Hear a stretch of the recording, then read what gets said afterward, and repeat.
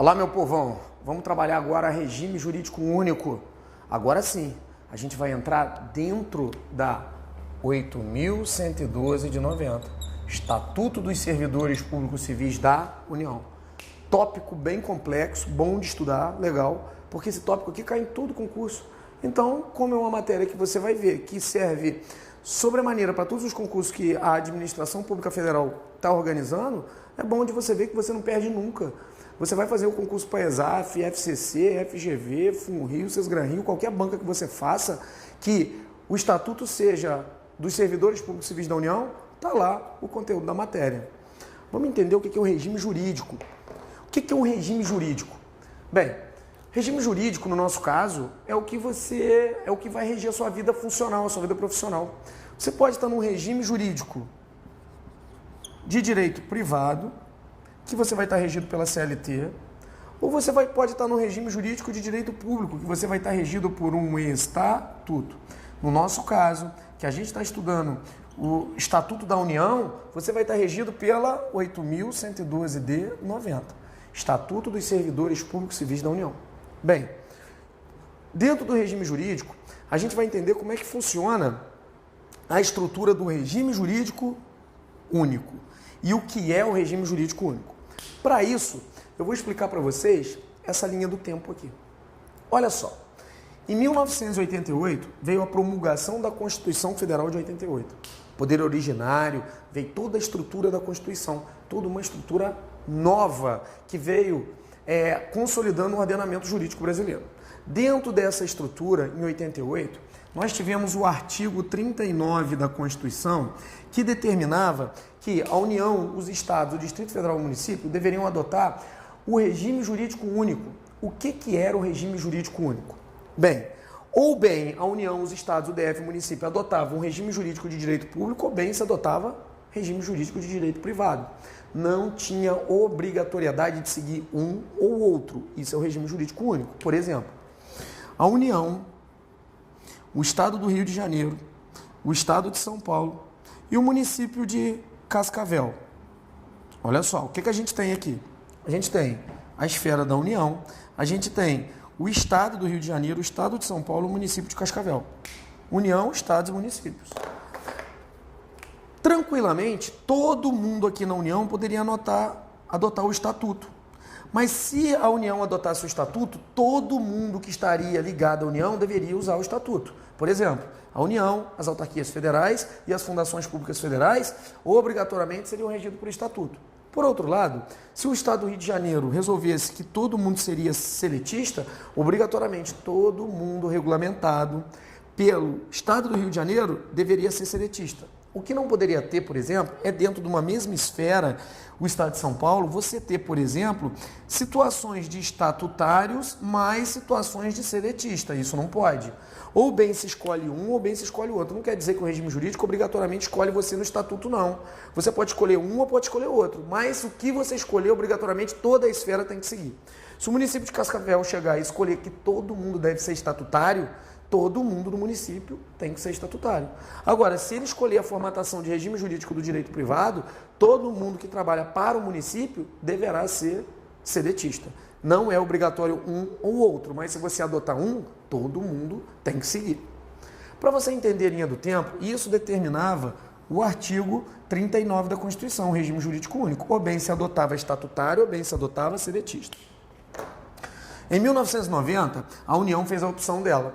A União editou a Lei 8.112 de 90, ou seja, transformou todo mundo em estatutário.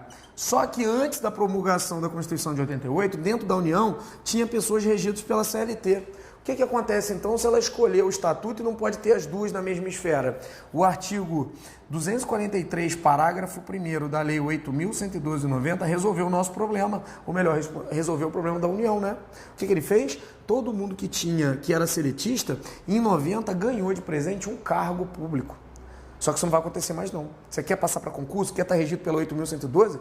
Trata de estudar, negão. Você que está em casa aí vai ter que estudar, vai ter que estudar muito para poder ganhar isso aqui.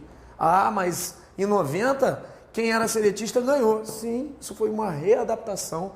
A União estava se estruturando e colocando todo mundo na formatação estatutária. Então, em 1990, tinha obrigatoriedade do regime jurídico único. Ou bem se escolhia um, ou bem se escolhia outro. A União escolheu o quê?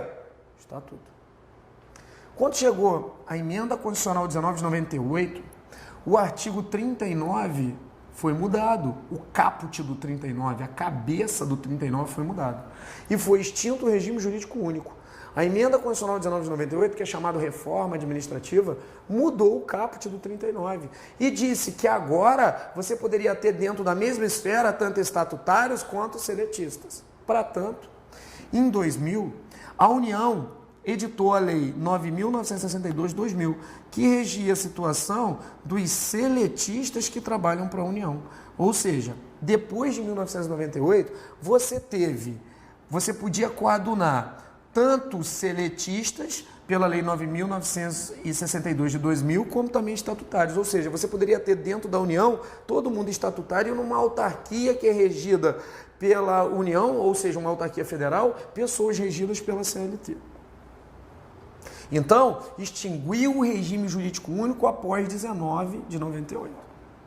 Contudo, em 2007, o STF soltou uma decisão que deu perda de eficácia do artigo 39. O que o STF disse? Por vício de formalidade, pegaram o artigo 39 e deram perda de eficácia. E o STF mandou ler, quando você estiver lendo o artigo, você tem que ler o artigo primitivo. Esse artigo aqui, 39, da promulgação da Constituição de 88, ele voltou a viger. Então, hoje, o que está valendo aqui na frente? O que você vai botar para fins de prova? Você vai dizer o seguinte, que o que importa hoje, o que está valendo é um regime jurídico único. Ou bem você escolhe seletista, ou bem você escolhe estatutário.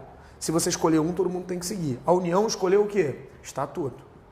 A União, todo mundo que trabalha na União, todo mundo que trabalha na autarquia federal e todo mundo que trabalha numa fundação pública federal, por força expressa da 8.112 de 90, obrigatoriamente tem que ser o quê? Estatutário. Evandro, mas essa decisão do regime jurídico único é definitiva? Não, meu filho. Essa decisão é uma decisão do STF. É dado em medida cautelar. Então, o que quer dizer? Quer dizer que de hoje para amanhã eu posso vir aqui, ter que regravar essa aula, dizer para você que agora caiu o regime jurídico único, voltou à situação do artigo 39. Mas, até então, nós vamos dizer que por força do STF, numa decisão de 2007, o regime jurídico único está valendo, mas está valendo na formatação de quê? Na formatação de medida cautelar. Não está de forma permanente. Pode mudar. Então, acabamos de bater aí o regime jurídico. A gente sabe que está valendo o regime jurídico único por decisão do STF. Vamos dar uma olhada agora nos próximos tópicos. Vamos trabalhar nessa aula formas de provimento de cargo público. Vamos trabalhar agora as formas de provimento dentro da 8.112/90. Meu povão, uma das partes mais importantes, tá? Forma de provimento é questão certinha de concurso público. As formas de provimento na 8.112/90 são classificadas como rol taxativo. O que é um rol taxativo? Quer dizer o seguinte, se está previsto aqui é, se não está não é. Ou seja, só existe 7 formas de provimento. Qualquer outra palavra que não seja nomeação, promoção, readaptação, reversão, aproveitamento, reintegração, recondição, não pode ser considerada como forma de provimento de cargo público. Vamos trabalhar agora a primeira forma de cargo público, que é a nomeação. A nomeação é a única forma originária de cargo público. Todas as outras são chamadas derivadas ou secundárias.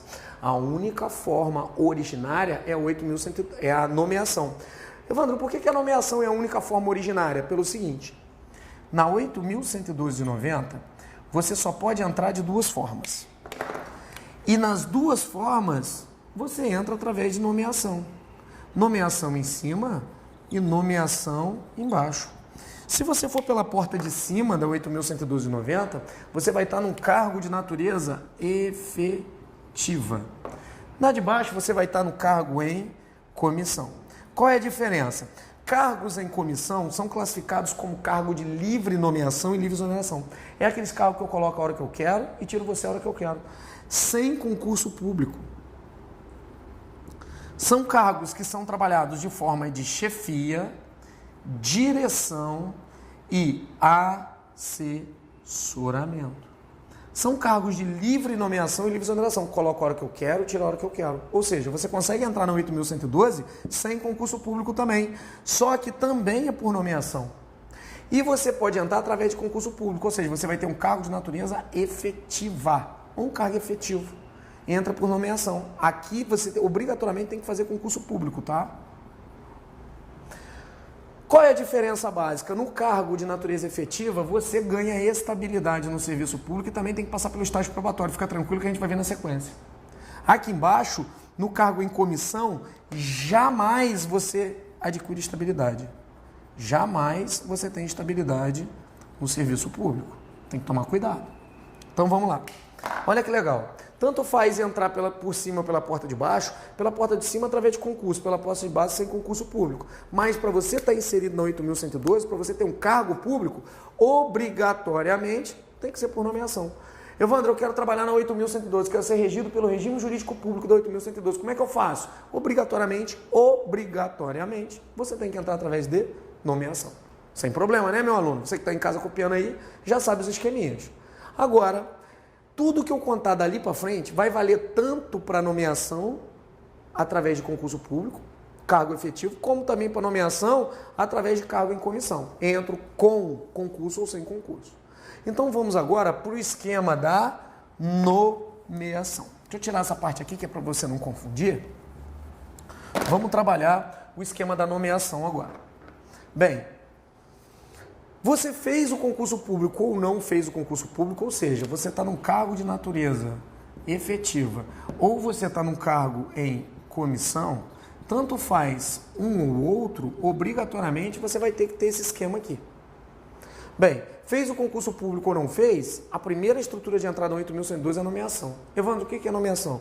Nomeação é chamado chamamento para posse. Esse aqui é sem prazo. O prazo que a administração pública tem para nomear você é o prazo de validade do concurso público. Dentro do prazo de validade do concurso público, você pode ser nomeado, mas não tem prazo expresso na lei. É discricionariedade da administração. Ela nomeia você a hora que ela quiser. Da nomeação para posse, você tem 30 dias.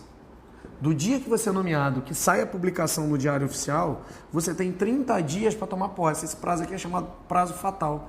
Se você perder esse prazo, você perdeu o concurso público. Do dia que você toma posse, você tem 15 dias de prazo, também fatal, para entrar em exercício. Se você for nomeado e não tomar posse no prazo legal, você perdeu, o que acontece? Eles pegam a sua nomeação e ela torna-se sem efeito. Simplesmente publicou o seu nome no Diário Oficial da União, chamou você para tomar posse, você não apareceu, eles vão desfazer aquilo. Ela vai se tornar sem efeito, perde eficácia. Você não toma posse, o seu nome praticamente desaparece. Você não tem mais direito a tomar posse. Se você tomou posse, aqui se dá a investidura do cargo. Ou seja, a investidura do cargo se dá com a posse. É aqui que você se transforma em servidor público, é aqui que você ganha o cargo público. Se você tomou investidura, tomou posse, não entrou em exercício no prazo legal, o que acontece com você? Eles vão pegar e vão exonerar você. Veja bem, eles estão te punindo não, tá? Porque exoneração não é punição. Você não entrou em exercício no prazo de 15 dias, simplesmente eles exoneram você. Agora, esses prazos aqui são fatais e improrrogáveis. 30 mais 15, da nomeação para posse. 30, lembrando que esse prazo aqui é para posse, nomeação não tem prazo. E esse prazo de 15 é para o exercício.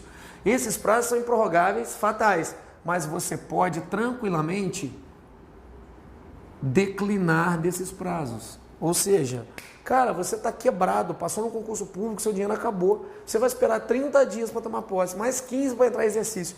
E depois daqui tem que esperar mais 30 dias para receber a primeira remuneração. Você vai fazer isso? Lógico que não. Você pode simplesmente ser nomeado, entrar, tomar posse no outro dia e já começar a trabalhar no mesmo dia. Você tem esses prazos legais, mas você pode declinar, você não precisa pegar esses prazos. Declinar é não usar os prazos que a lei te dá. Nós temos alguns requisitos para posse. É na posse, onde você ganha investidura, que você dá a sua declaração de bens e valores, que compõem o seu patrimônio. Essa daqui é uma declaração específica, tá? Você tem que dizer tudo que você tem. Da segunda em diante, você pode pegar essa declaração de imposto de renda e substituir pela declaração de imposto de renda. É diferente, tá? O imposto de renda não pode ser apresentado na primeira, não. A primeira é uma declaração de bens e valores específicas.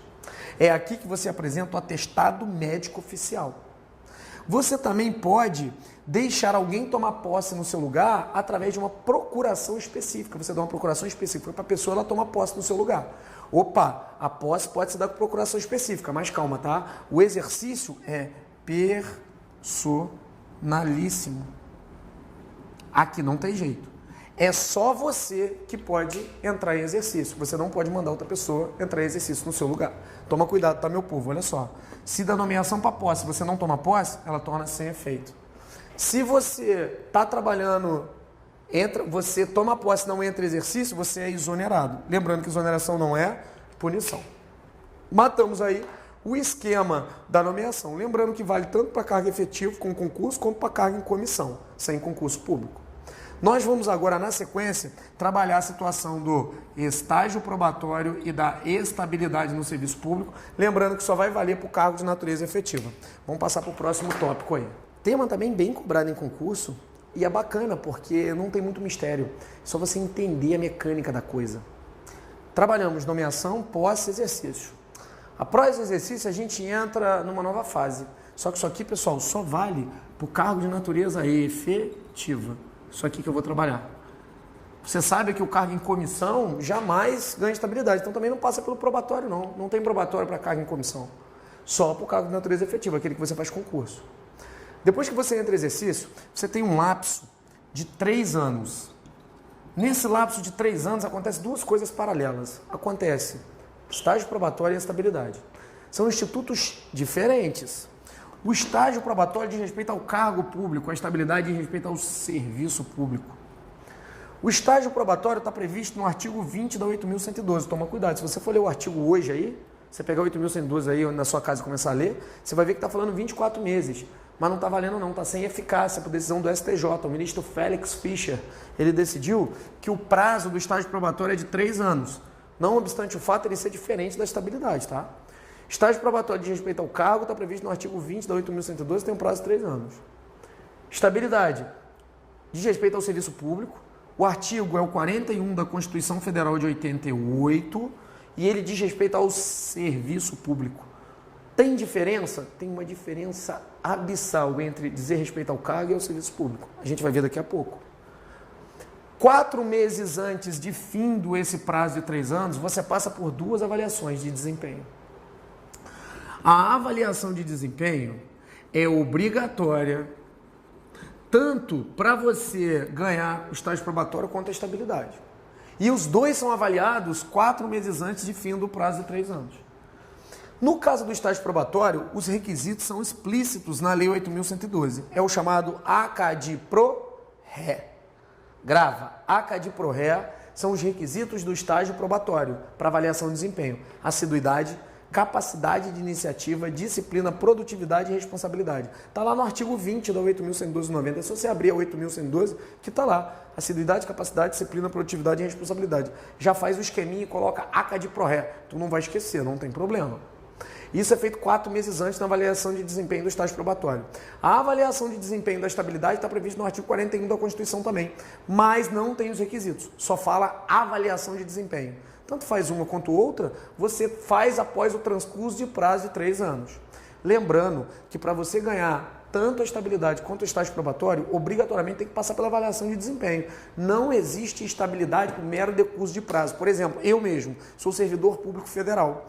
Eu tinha 3 anos e 2 meses de serviço público, de tempo de exercício corrido, e eu não tinha ganho ainda a estabilidade. Por quê? Porque eles não tinham feito a minha avaliação de desempenho. Opa, eu tinha mais de 3 anos de exercício no Serviço Público Federal e não estava estável ainda. Eu abria lá minha situação funcional, estava servidor não estável, porque eu não tinha passado pela avaliação de desempenho. Logo após eu passei pela avaliação de desempenho, fui considerado estável no serviço público. Eles erraram, porque a administração deveria ter feito essa avaliação 4 meses antes de fim desse prazo de 3 anos. Olha só, por que a estabilidade é diferente do estágio probatório? Imagine a seguinte situação hipotética. Imagine que você passe por um cargo de agente da Polícia Federal. Você foi nomeado, empossado de exercício e trabalhou por 3 anos. Após esses 3 anos que você trabalhou, você passou por um concurso de delegado. Olha que legal, um cargo de agente, outro cargo de delegado. São dois cargos diferentes. Imagina o que aconteceu. Você trabalhou por 3 anos aqui. Se você trabalhou por 3 anos no cargo de agente da Polícia Federal, você passou pelo estágio probatório 4 meses antes e passou pela estabilidade também. Se você passou pelo estágio probatório, você passou pelo ACAD-PRORRE, assiduidade, capacidade, iniciativa, disciplina, produtividade e responsabilidade, e você acaba de provar que é bom para o cargo público. Você provou que é bom para o cargo de agente. Só que se você passar para outro concurso, no caso de delegado, um cargo é diferente do outro. Então, se você passou pelo estágio probatório aqui, você vai ter que fazer outro estágio probatório aqui. A cada cargo que você passa, você tem que fazer um novo estágio probatório. Ou seja, ficou 3 anos aqui, estágio probatório. Passou para cá, mais 3 anos, 4 meses antes, você tem que fazer o estágio probatório de novo no cargo de delegado. Porque o primeiro estágio probatório você provou que era bom para esse cargo. Você vai ter que fazer o outro para provar que é bom para esse. Só que você, no primeiro cargo, ganhou o estágio probatório, você ganhou o cargo e você também passou pela estabilidade. Então você é estável no Serviço Público Federal. Imagina que você provou que era bom para o cargo, ganhou estabilidade e passou para o cargo de delegado. União, Governo Federal. Chegou aqui, você 4 meses antes de término, prazo de 3 anos, na avaliação de desempenho do estágio probatório para o novo cargo, você provou que não é bom para o cargo. Você não foi assíduo, não foi capaz, ou seja, você foi inabilitado no estágio probatório. O que acontece? Você perde esse cargo. Mas como você já era estável no serviço público, você vai ver que você não pediu exoneração não. Você pediu posse em outro cargo inacumulável e assumiu aqui. Chegou aqui, ficou inabilitado no estágio probatório, como você é estável, é de união para união, o governo federal vem e puxa você de volta. Ou seja, você provou que não é bom para o cargo de delegado, mas você já tinha provado que era bom para o cargo de agente. E como você estava estável, você perdeu lá e retorna para esse cargo. Então, o estágio probatório diz respeito ao cargo. Passou em 10 concursos públicos, vai ter que fazer 10 estágios probatórios. Mas, se você está de união para união, você só faz estabilidade uma vez.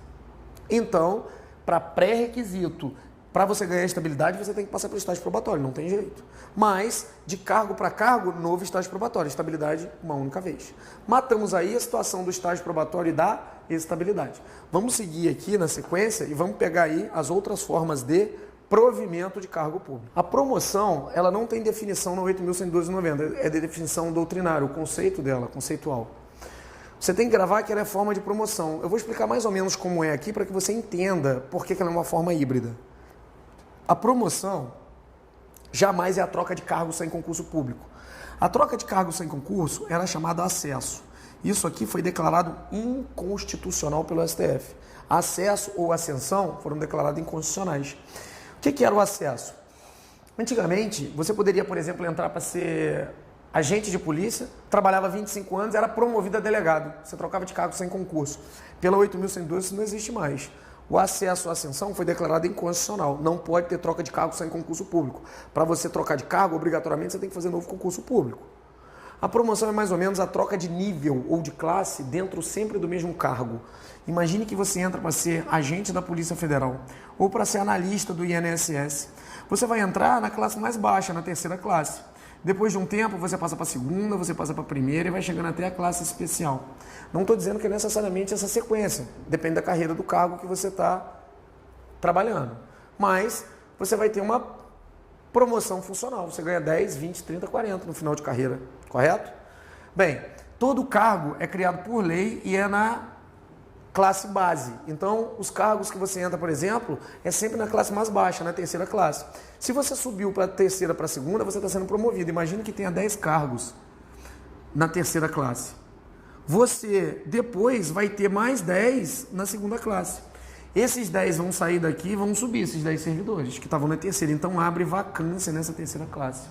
Você acaba de prover o cargo na 2ª classe e deixar vago na 3ª classe. Por isso que provimento, promoção, é tanto forma de provimento, quanto também vocês vão ver que é forma de vacância de cargo público.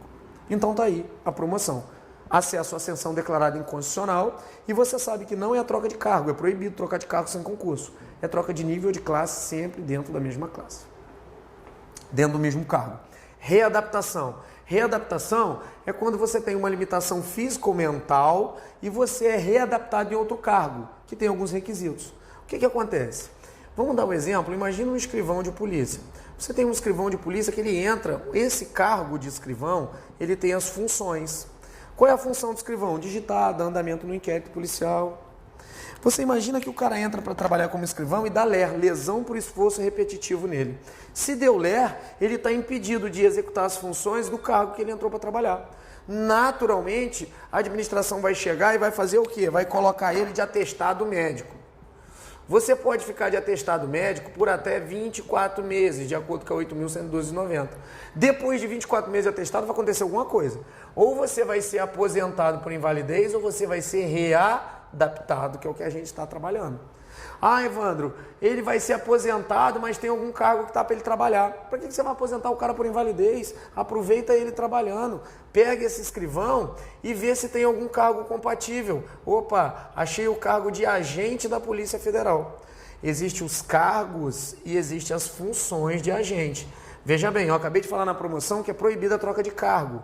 Você, quando readapta o cara em outro cargo, você não pode trocar o cargo. Ele nunca vai deixar de ser escrivão para ser agente sem concurso. O que vai acontecer é que você vai pegar esse cargo de escrivão e vai alocar ele aqui. Vai ser um cargo de escrivão desenvolvendo uma função de agente. A função você pode mudar, o cargo é que você não muda. Imagine que você tenha 10 escrivães executando 10 funções. Se você readapta o cara, você vai tirar um escrivão daqui. Vão ficar 9 desenvolvendo 9 funções. Aqui você tinha 10 agentes desenvolvendo 10 funções.